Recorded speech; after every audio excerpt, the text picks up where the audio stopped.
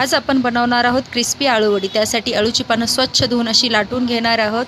मिक्सीचा जार घेऊन त्यामध्ये हिरवी मिरची, आलं, लसूण, जिरं, ओवा टाकून घेणार आहोत आणि मिक्सरला बारीक दळून घेणार आहोत।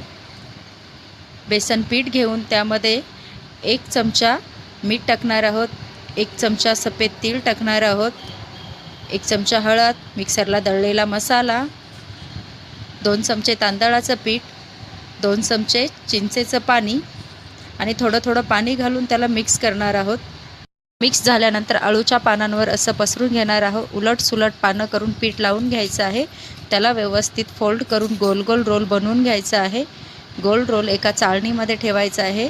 टोपामध्ये 4 ग्लास पाणी घेऊन त्यावर वाफवण्यासाठी झाकण ठेवून वड्या 15 मिनटं वाफवायच्या आहेत। 15 मिनटानंतर वड्या आपल्या तयार आहेत, कट करून घ्यायच्या आहे। कढईमध्ये तेल तापत ठेवून त्यावर वड्या खमंग तळून घ्यायच्या आहेत। खाण्यासाठी तयार।